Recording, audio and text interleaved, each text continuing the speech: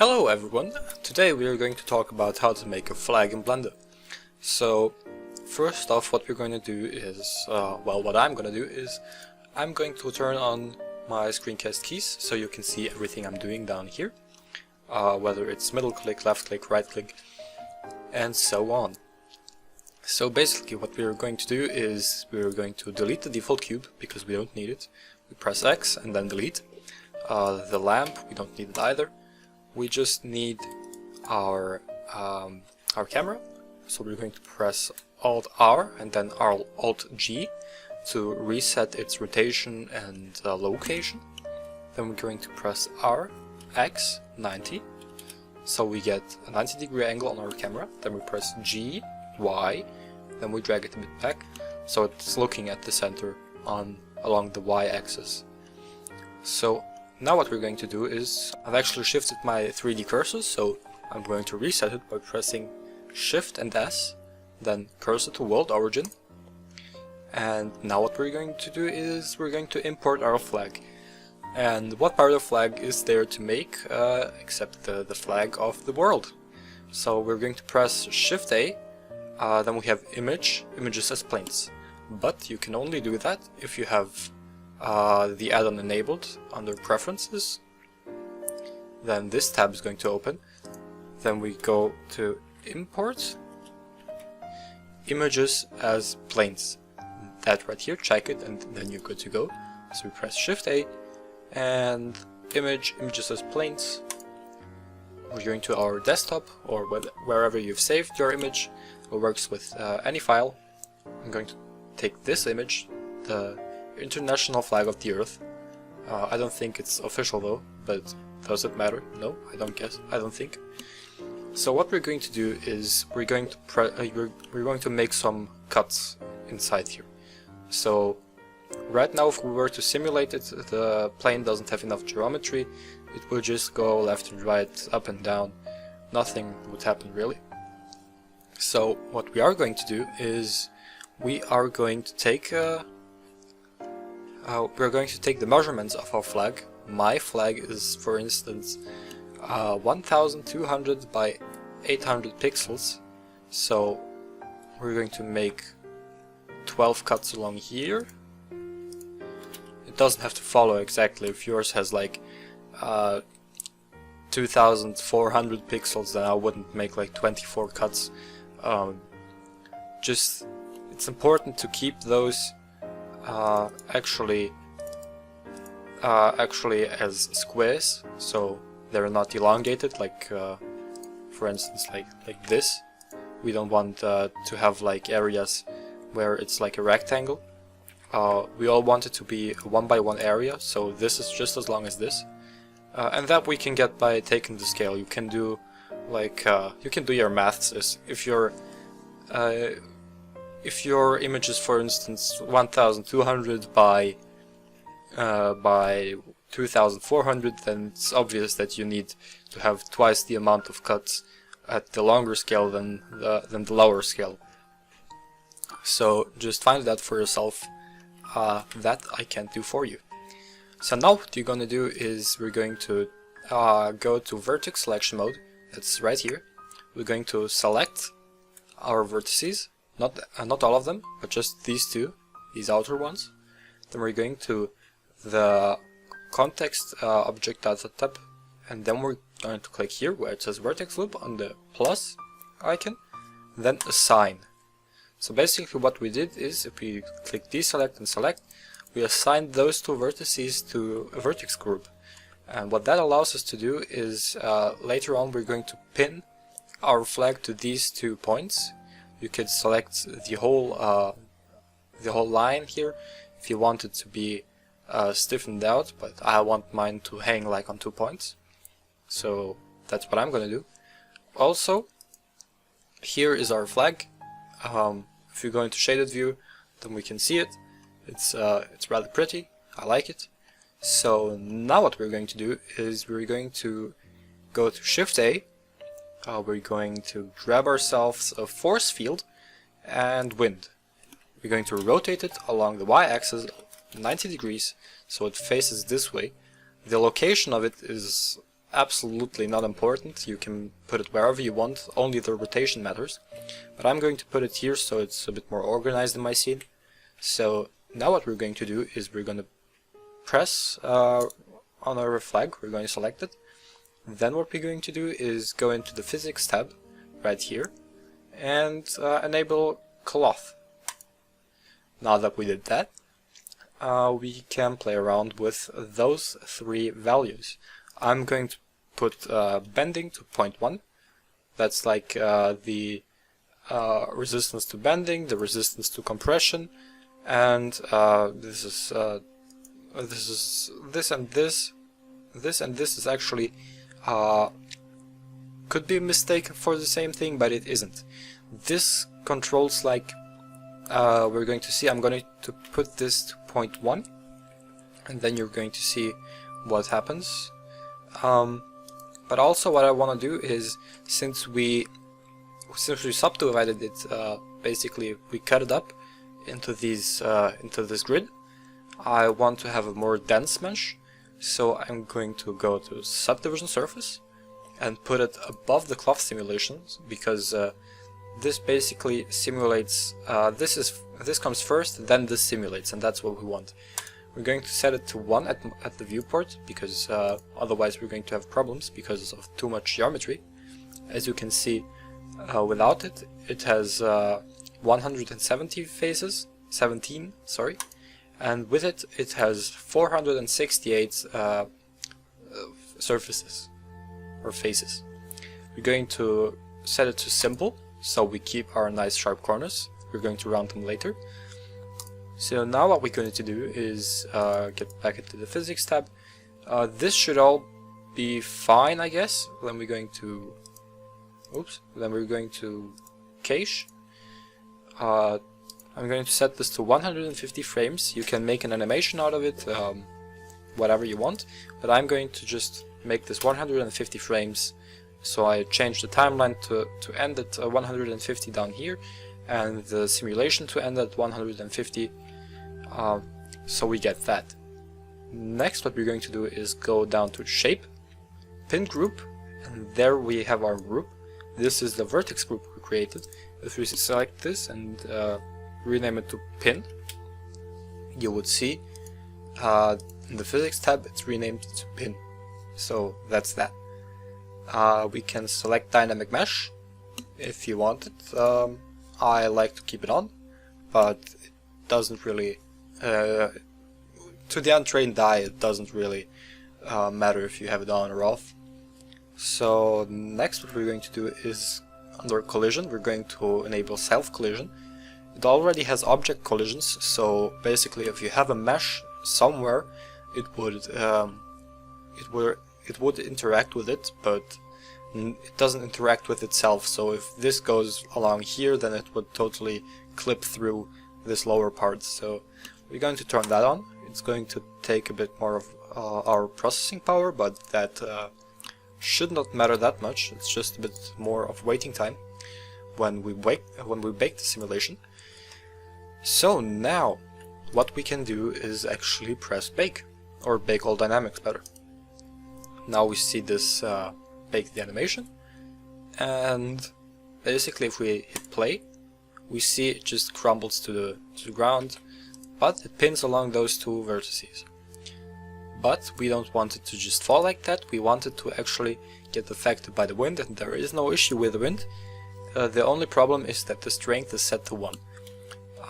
I think for my flag it really depends on the size of the flag, on the number of cuts you have before simulating, on multiple different factors.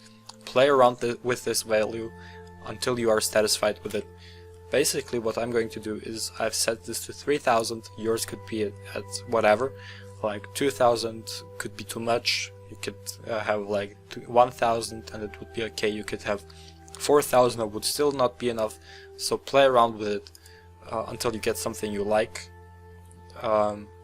So basically what I did is I pressed delete bake and then baked it again, and now when we simulate it, we can see that it gets affected by the wind. Before it got affected by the wind too, but the object was simply not it was simply too heavy, and this was not enough, so that was the issue. I'm going to add another layer of subdivision surface because we can see the polygons here. It's not really nice. We can see it's a bit choppy. We could have done that before, but again that would slow down simulation times drastically, and we don't want that. So we basically do this. I'm going to set this to get more Clark, so not simple. I want these rounded corners now. Basically what this does is, first we have the subdivision, so it subdivides the plane or our flag, then it simulates with the added faces, and now we subdivide it again. This is not part of the simulation. This just smooths out afterwards. If we look at this, it's way smoother. That's that. We have increased our face count drastically. If you look at it, before we had 468 faces, now we have 7,500. You could set this to 1, and that would also give good results. You see you have like 1,872 faces. This is enough, but I like myself some other quality.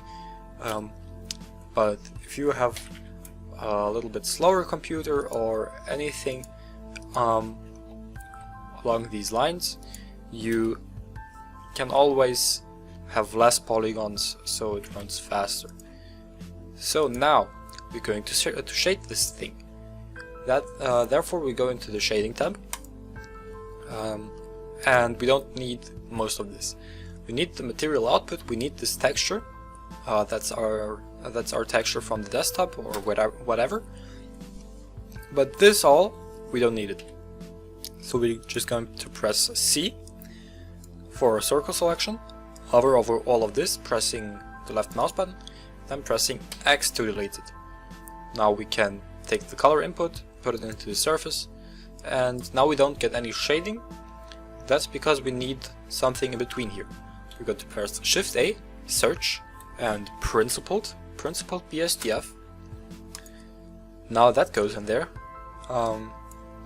Now what we can do is we can take this color again, put it into the subsurface color. Now press Shift A, search, and search for hue saturation, put it in between here. So this connects here and then goes inside here again. I'm going to take the value and just make it lower, like this. Then what we're going to do is, or what I'm going to do is, I'm going to add a modifier. Basically it's going to be solidify there, and now we can see we have some edges. But the thing is, I don't like this shading, because right now it's just smooth all the way, and then it gets like really hard at the edge. So what I'm going to do is I'm going to move it up, and now we have a nice line going along here. This doesn't really change much, except the fact that later on, when we put on subsurface color, when we put it up, we're going to have some light passing through this.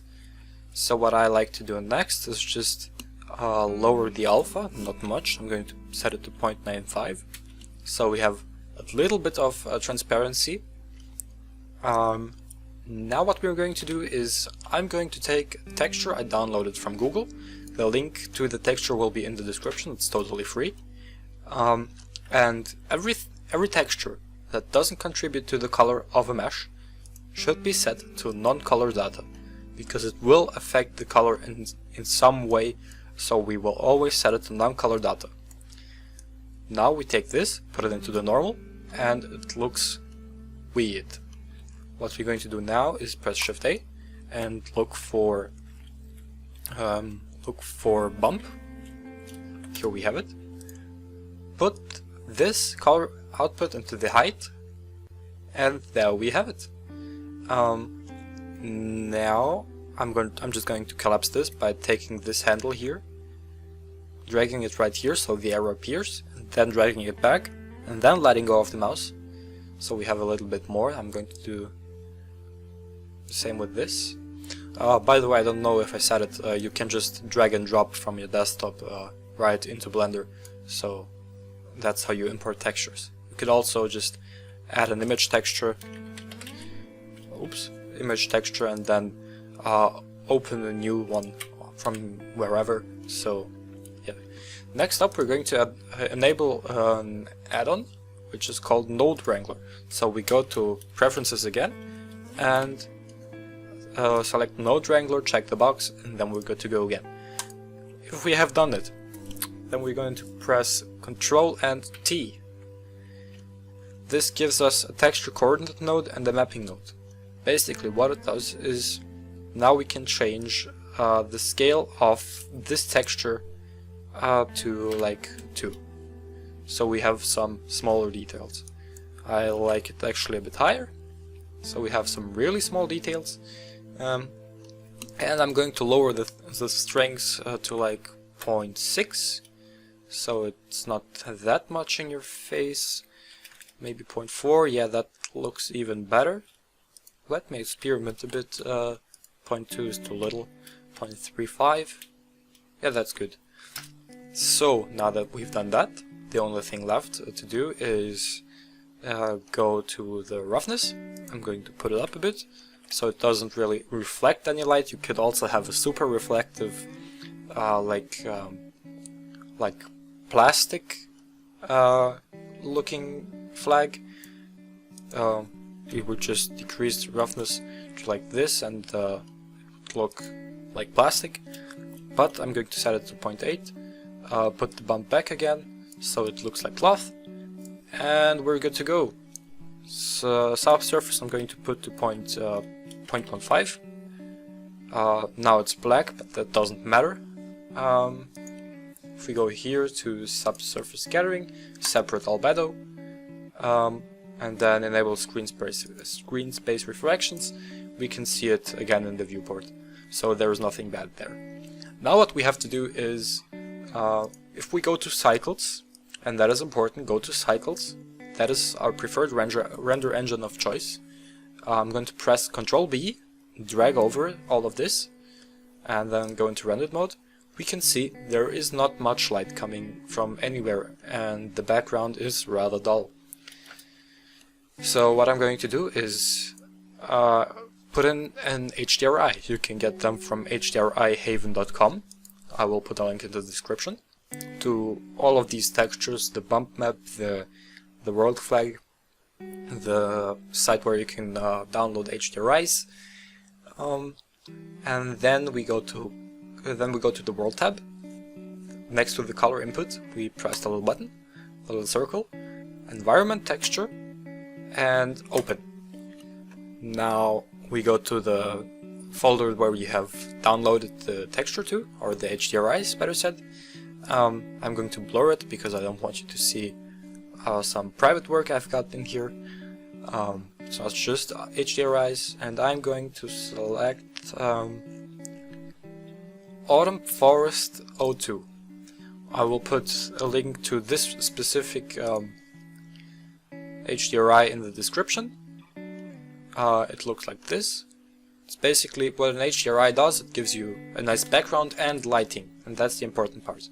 I'm going to put the strength of the world illumination to 2. Now we see it gets a bit brighter, and we're going to go to this button, then select world, and then press Ctrl T. Oops, wait. Select the node first, the texture, then press Ctrl T. So we have this. Now we can rotate around the Z-axis, and I would like to have a specific part in the frame, and that's this part here, so I should rotate the other way. So more,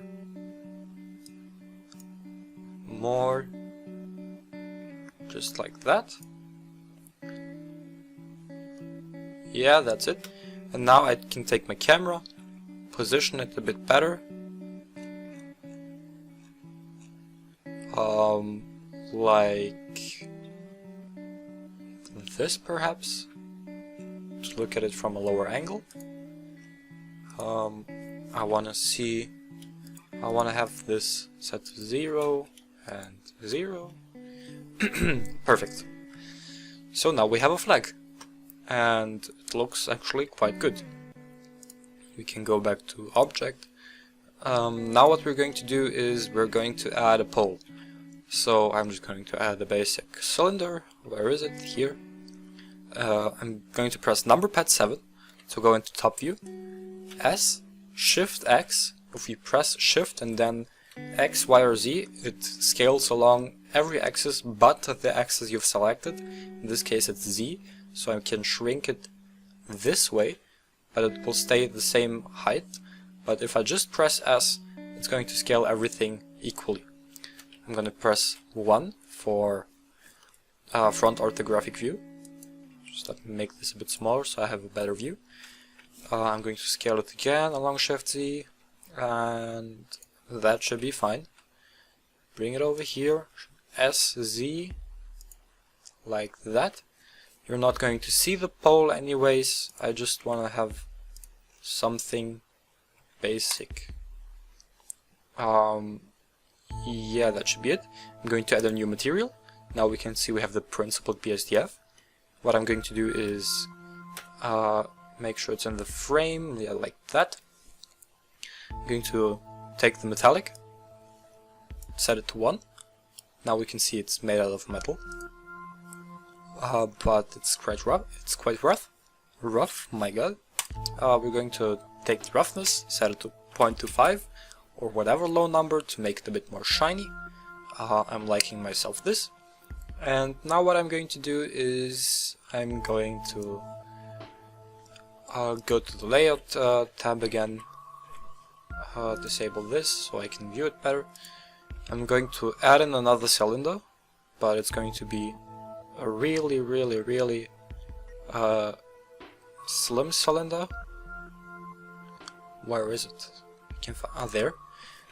Shift S, no, not Shift S, S, Shift Z, scale it quite a bit, get it here, even slimmer like that. That's okay, I guess. This is just going to simulate like, or just look like a little bar. It's supposed to look like something that holds the flag. So now what I did, I made a loop cut. To show it again, I'm going to go press Shift Control R.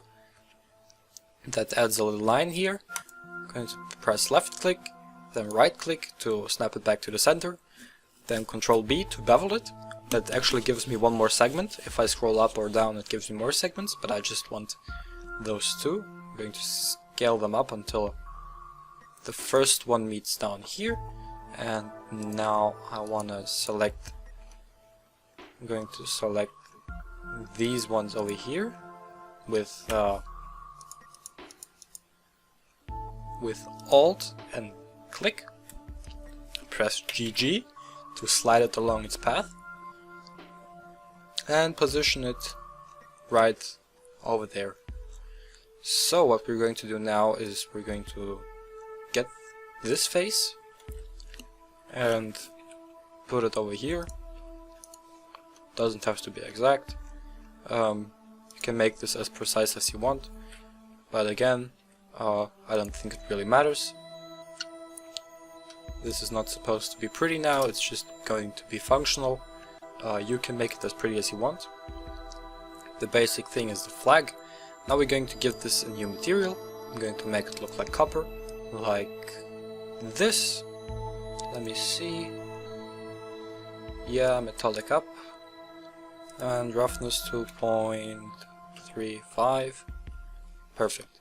Now it looks like copper. You could also make like a hole here, or make this intersect. Do whatever you want. I'm going to press with left click So I'm going to press left click so this 3D cursor lands on the flag. I'm going to press Shift A. I'm going to get myself an empty plane axis. I'm just going to scale it down. You don't have to do it, but I like to keep it organized and all within one shot. It's not going to be visible in the render, but it's kind of bugging me if it's bigger than the shot.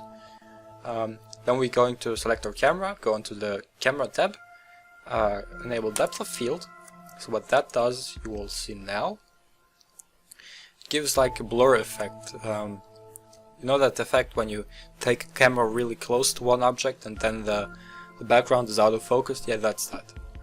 The lower we set the f-stop, the better, or the more of an effect we get, not a better effect. I'm going to set this to 1.8 or even 1.2. Yeah, just like that. And then I'm going to give this a quick render after I set this to empty. Focus object empty. Now we can see the whole background is out of focus and only the flag is in focus. Maybe I'll put this to 1.4 because it's too much for my liking. Yeah, like that. I'll increase the render samples to about, let me see, 350. Resolution is fine. You can make this as big of a resolution as you want. And then you just simply hit F12 and it renders. And I'm going to come right back when it's done. So now that it's done, we have this. It pretty much looks okay. We could edit this more in Lightroom if we wanted to. Generally, I would say these details are actually pretty good. Maybe bump up the subsurf a bit more so it looks like thinner cloth. But overall, this is a nice result. You know what? I'm actually going to render it again with maybe a higher subsurf, like something along these lines, like 0.3. And I want to add this again with a lower saturation. So I'm going to take the saturation, put it to 0.8.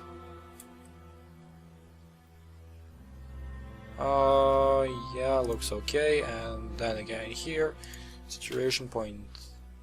Let's make it 0.85. Yeah, that looks better.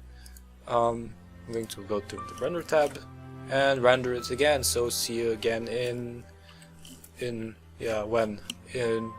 minutes. So now we are back. This looks actually better because it's quite a bit more desaturated and it blends in more with the background. Maybe you can saturate it a bit more, a bit less, however you like it, but I'm liking this because this is too much in your face. It's pretty much grabbing the attention instantly, which it should be as the focal point of the image, but the depth of field is actually enough to make it the focal point, so it blends in rather nice. I hope you liked it, you learned something. I hope you can make a better version of this, so you can send it to me on my Discord. I will put you can send it to me on my Discord. You can see it down in the description, my tag. You can add me there, ask me questions about anything related to Blender. I will try my best to answer them. Anyways, look at my last video where I modeled an alarm clock, a digital one. Yeah, and then we will see each other. Bye!